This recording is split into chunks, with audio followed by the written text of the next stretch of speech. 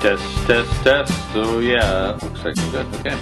I'm Phil Wyman, and this is the Wild Theology Podcast, where the world, the humans in it, and God are all wilder than we've been told. That's your intro. So, you'll get philosophy and theology and crazy stories that come from 30 years of pastoring, Boring. 20 years of festival work, Whatever. and the mud and blood of wrestling with the living in spaces angel spirit of trail. Trying to sound interesting, are we? Yeah, you think you got something to say? Yes. Yeah, that's the problem, Dimwit. Look, I'm a lot smarter than you think. Yeah, you tightened your shoes this morning. Whatever. We're Phil Wyman, and this is Wild Theology, where you get to argue with your own ideas. And lose. That's the point. This week's Wild Theology Podcast is a discussion with my friends Tim and Jan Kerr from Jacksonville, Florida. I know them from the Wild Goose Festival. And we began discussing the problem with what's called the nuns and the duns. Those people who identify no church as their home church and say that they're done with organized religion. It seems that we're having a difficulty finding a place that is at one point involved with a conservative biblical theology, a mysticism, and a relationship with the Holy Spirit, and at the same time with social justice. So here they are, Tim and Jan Kerr. We were talking earlier.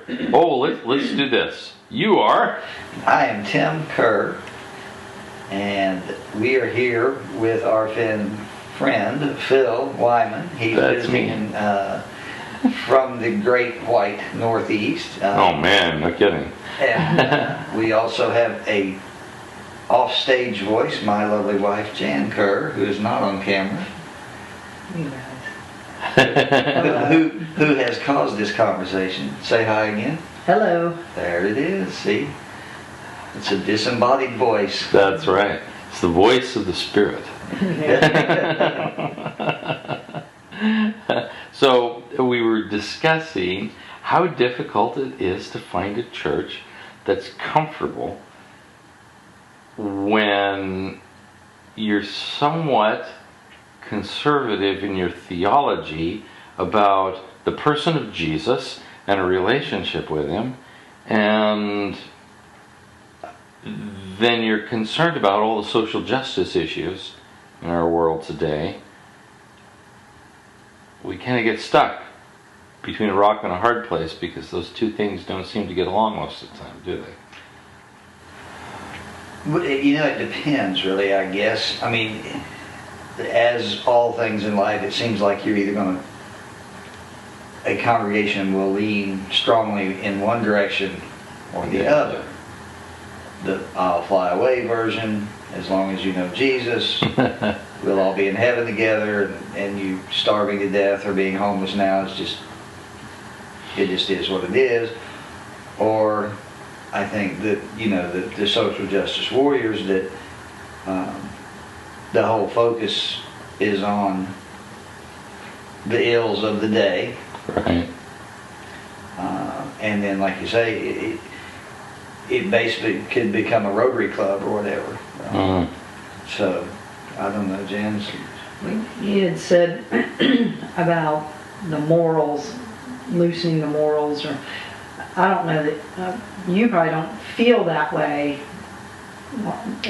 Not so much, yeah. Yeah, and we've discussed this. I do feel a lot more that way. That I think we've discussed, like sin and sin and different things like that. And I don't even think doesn't seem to be, I don't know, acknowledged. But I have a very hard time, like I say, articulating it, because I come from way right, then we kind of were in the middle, then went way left, and so now I'm swinging back, and it's hard to articulate exactly. That's why I need somebody like you to kind of, I need to start reading more people or something that explains more and helps me articulate better, because it's hard when you leave a service, say, from that church. Of course you're moved spiritually or whatever, but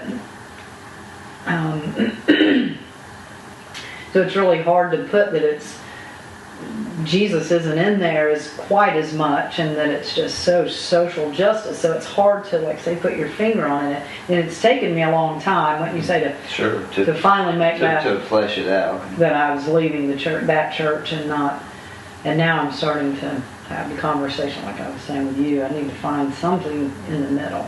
Right. Anyway. Right. Yeah, I found myself getting caught in this in-between space that I was often, theologically speaking, and I suppose in a moral, ethical context as well, one of the more conservative guys in all the settings I was in. But on the other hand, people expected me to be the most liberal guy, because I was the one with the wacky ideas and doing the funny things. Crazy hat. Yeah. Midnight moonshine mass and whiskey, cigars, and philosophy, and they thought, okay, this guy's got to be. Yeah. And then they'd find out I was theologically conservative, and their eyes would glaze over a little bit. And I guess it's because the social justice has tended to go with the liberalization of theology.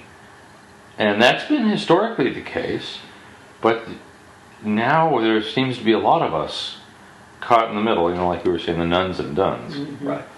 Yeah. Well, and I see my perceptions of the nuns and duns, from what I've read and heard, a lot of those are nuns and duns because they don't think enough work on the ground is being done. That it's, you're just going to church, you're getting entertained, you're making good business contacts, and so on and so forth. Right. Because I think you mentioned earlier, you were kind of on the forefront of the postmodern church thing or whatever, which most people freak out and think you can't be conservative and kind of a postmodern mindset, but you can. Right. You actually can. Right. We were talking about mystics earlier and mysticism and the ancient things. So my challenge is Martin Luther King was very much social justice oriented, but he was very much a follower of Jesus. Right. So do we study him and his movement more? As we were discussing, I said, Phil, do I think a good job of that, of being involved, being around, and still being able to say, well, actually, I believe in Jesus. I feel like he's the way. I don't know. Voice from outside. I just want some authors and some books to read on that thought, that line of thought, instead of, I feel like we've discussed this, you get in such an echo chamber of who you see on Facebook, who you read, your bloggers, not you, but whatever camp you're in. And that's not a good thing, because you can't think outside of that when you saturate yourself in it and just so I need to have Richard Beck. That was that one article you had me read. I mean, like, he nails it for me on a lot of things. So now, what was that article about? Of course, you have to ask me now. I believe articles that he'll read this. Well, there's been 2 or 3. I mean, his book is The Reviving Old Scratch, which is about Satan. I mean, I believe in Satan. But Beck is, I mentioned to you, a really neat guy. He's a writer and a blogger. He's a professor of psychology, I believe, at Abilene Christian University. Okay. But he's a prolific blogger, Monday through Friday, every day. And he's a liberal, but he's conservative theologically. What was the article, the one I just read? It was the book she's talking about, Reviving Old Scratch. That's a down south name for the devil. Right. He said, the in the liberal camp, the devil's kind of persona non grata because we're smarter than that. We don't believe in that and this and that. And he's like, it's obvious there's evil out there, and we have to find a way to be able to discuss it and be aware of it. Phil was able to go to a Wednesday morning men's group with me that I've been going to for years, and we're discussing, ironically, right now, the devil. The devil. Right. You know, and so I think fundamentalists are very comfortable speaking of the devil and talking about the devil in their crowds. The more liberal side, I don't want to say more educated side, are really not. It seems like you're talking about King Arthur's court or whatever, right. You know. So the blog post was on that track. Exactly. We'll look it up in a little bit, but the progressives are maybe throwing the baby out with the bathwater. You know, they're giving away too much, and then you've moved completely away into another thing. So that was a little bit of the gist of it. And he's very much into the saints and the mysticism and so on and so forth. Right. And I believe. I think the nuns and the duns are looking for something like that. That's deeper. That's right. meaningful. Right. As you mentioned with your work with the folks. Wiccan, and they're searching, they're looking, right. They're open, right.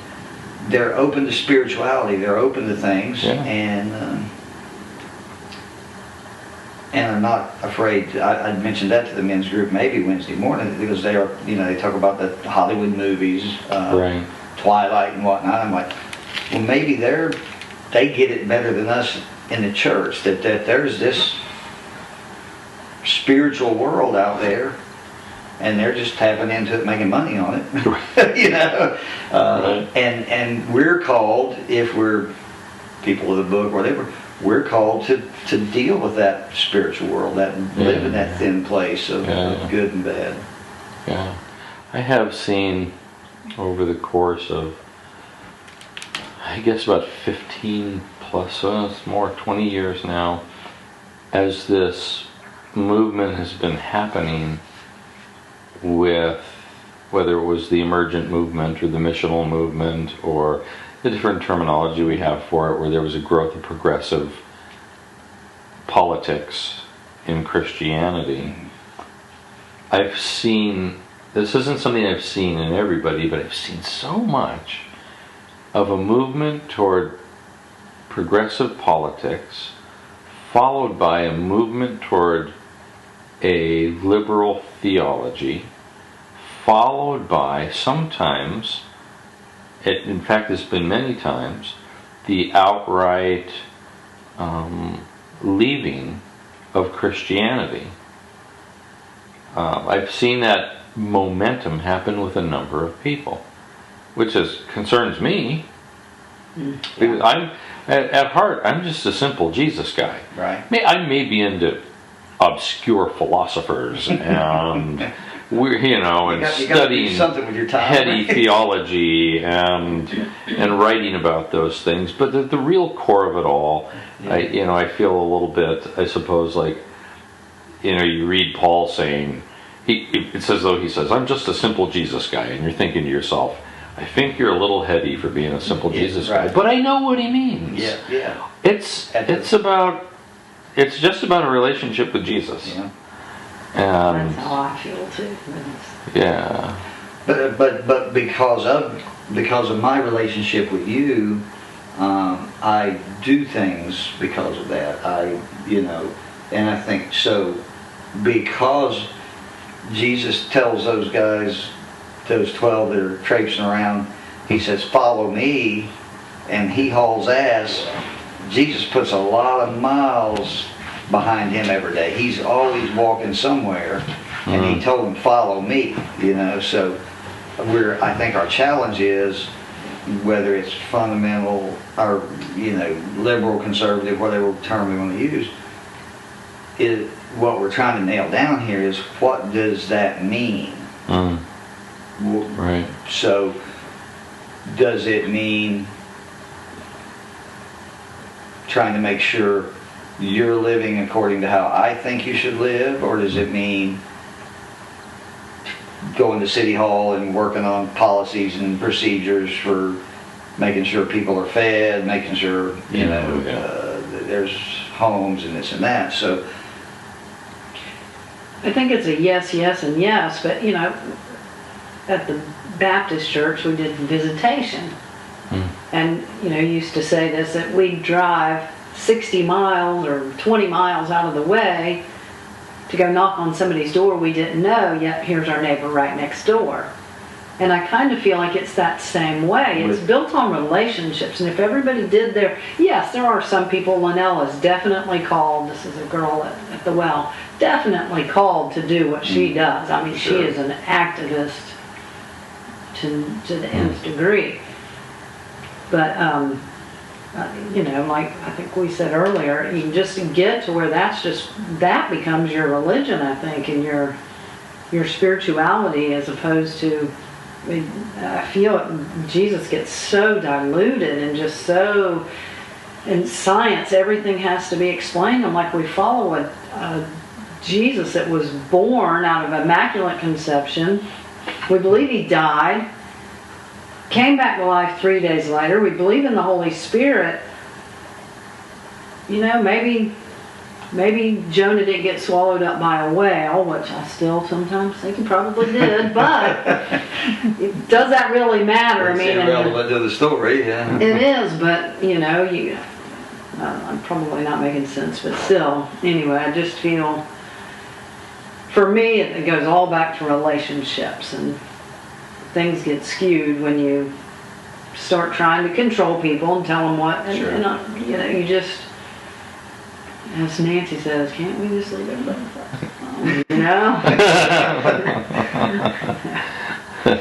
But anyway. Well, so we're no further down the road here. How do we find a worship community? Right. That and I guess we've not nailed the criteria down to ask them to meet yet. Yeah.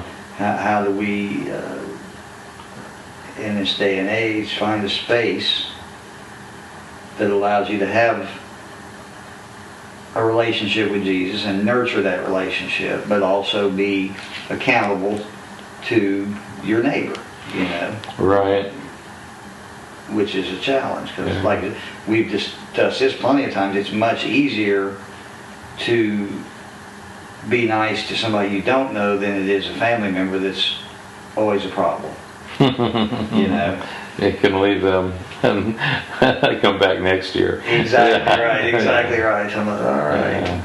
Yeah. And I think that's a lot of what you're probably trying to say, isn't it, or no? I'm really not sure. I'm kind of last night, Richard Beck, that last one that I read, which you'll need to find it, and then you saying that last night is starting to put a finger on it for me. So I'm really trying to sit and, it takes me a little longer. I'm going to have to sit with this for a while. What was it that you were talking about? Well, just that it's conservative theologically, and that, it's about Jesus. I mean, I've always said that it's like, we were taught at the Baptist church, like, you do quiet time and prayer time and you study your Bible. And when we went to the Presbyterian church, you didn't have any of that. And then now at the more social justice, it's none of that. I mean, Jesus is there. I'm not saying they don't love Jesus as well, but it's very much more, if you do, you'll do this, and this, and this. And, yeah. Well, we're just under 20 minutes, so what I'm going to do is we'll wrap this up in a neat little bow. That's beautiful. I guess the thing is, comes down to, it's really hard to find a church where you can have a passion for just loving Jesus and all of the mystical things that come with that, all of the Bible stuff that comes with that, and at the same time an equal passion for the social justice stuff. Yes. Man. Oh, Lord, help us. Beck's blog, the last line is, we are Christians who don't need Christ. That's what wrapped it up. That's what wrapped the post up. But, right. Okay. Well, I'm going to make a little comment here, too. We talked about the nuns and duns, and for those who don't know what nuns and duns are, the largest category of religious affiliation, according to statistics these days when they take polls, are people who say, I identify with a nun. And then there's a large group of people who are saying, I'm done with religion. That's the nuns and duns. I'm not in that group. I don't want to be in that group. Right. No!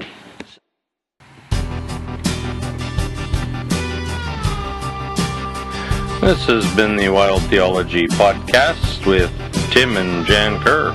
Thank you, Tim and Jan, and thank you for putting me up in your beautiful Jacksonville, Florida home. In the middle of this, you heard my silly guitar playing that was recorded hastily on my iPhone. You think anybody's listening to your heresy? Oh, give me a break. You know I'm a conservative Christian. Yeah. As I understand it, you got a certified letter saying you're a heretic. Yeah, Martin Luther had one too. What? You think you're Martin Luther? Well, you do have the same birthday.